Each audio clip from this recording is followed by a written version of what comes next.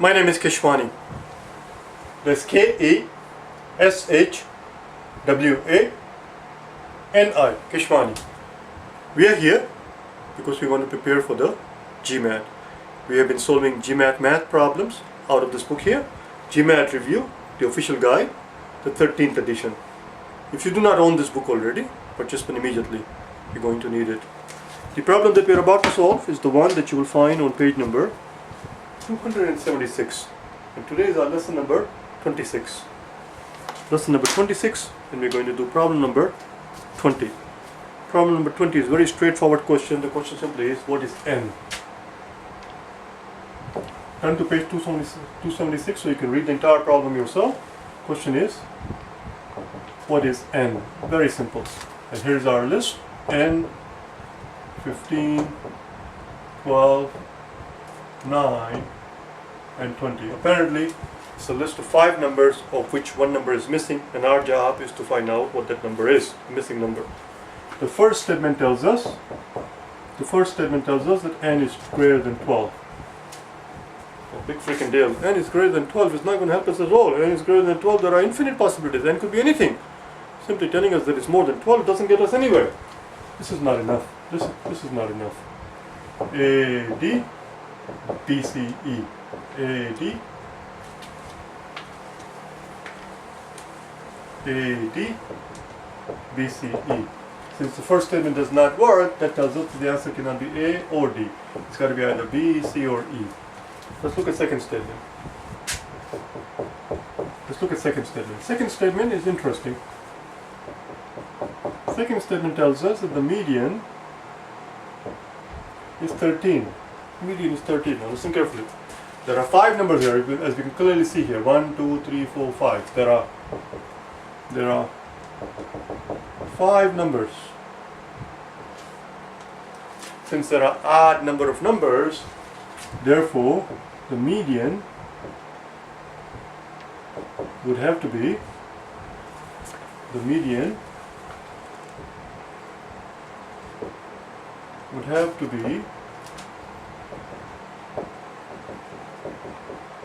middle number. And we are told, in the second statement, we are told that the median is 13. But there is no bloody 13 in the list. There is no 13 here. Therefore, the missing number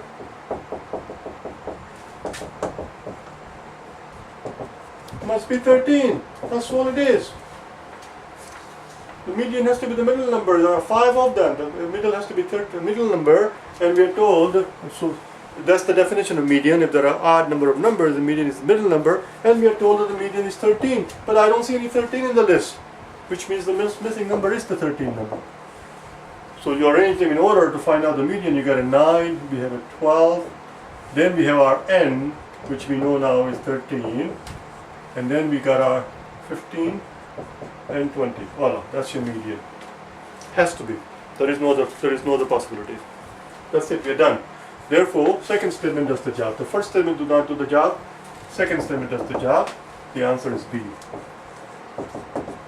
Answer is B. That's it. Let's do one more, shall we? Let's do number 21.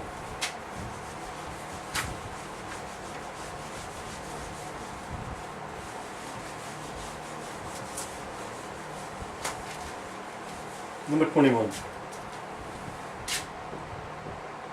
In the 21, they ask you what percentage of drama club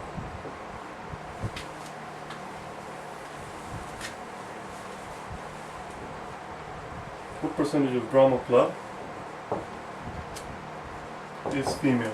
Again, pretty straightforward questions. Questions, of course, are almost always straightforward. It is the answer that's the prickly part.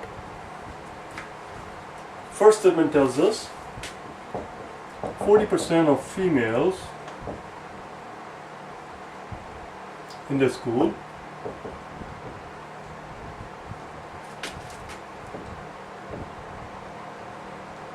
are members of the drama club. 40% of the females in the school are members of the drama club.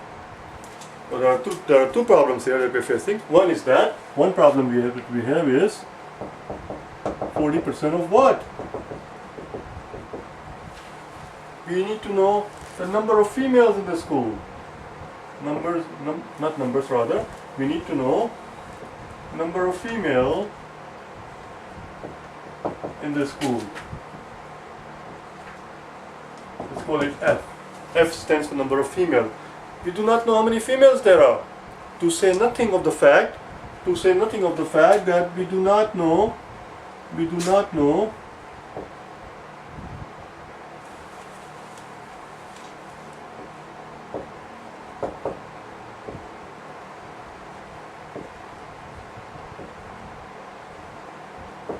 how many boys are members.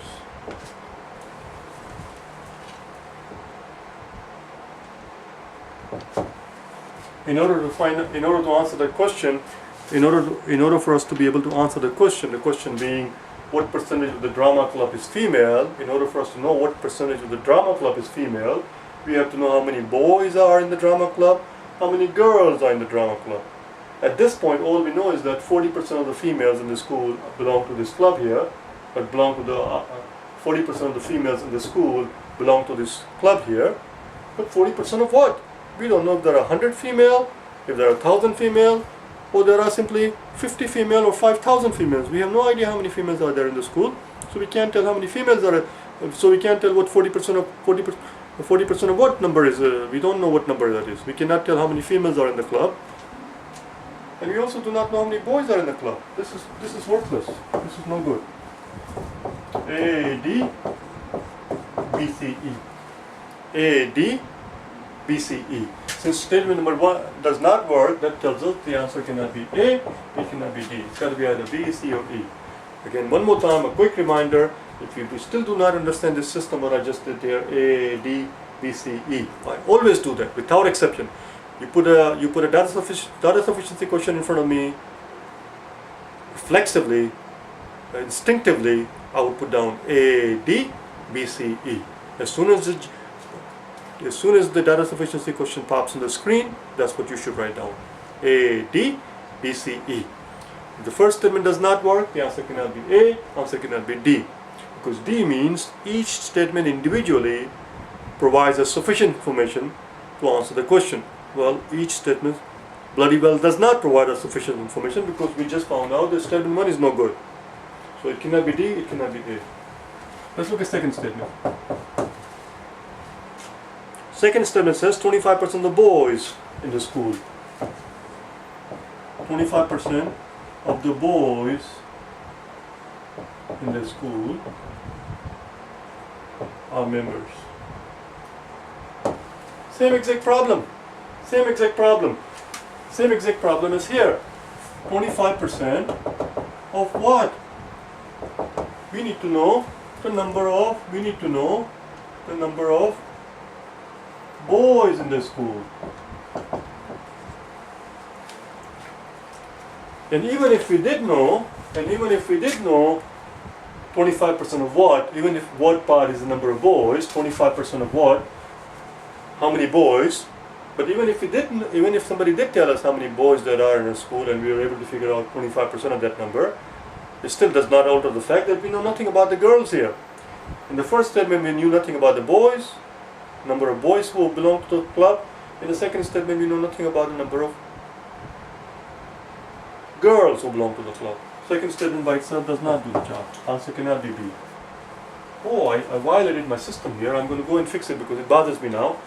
I have a certain way of doing it. I was too busy talking to you. This is how I do it. It's not that it matters. What I'm about to say is nothing earth-shattering. It's just what I do. A, D, B, C, E. First time around, I crossed out the impossibles like that. And then by the time you get to second statement does not work also, so answer cannot be B. And those are my notation to keep them separate.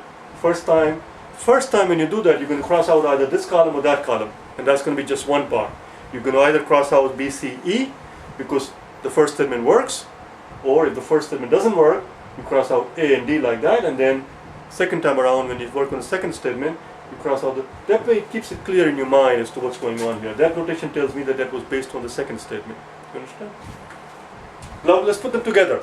The first statement tells us something about the girls, second statement tells us something about the boys. Perhaps we get lucky if we put them together, shall we? Together, 1 and 2.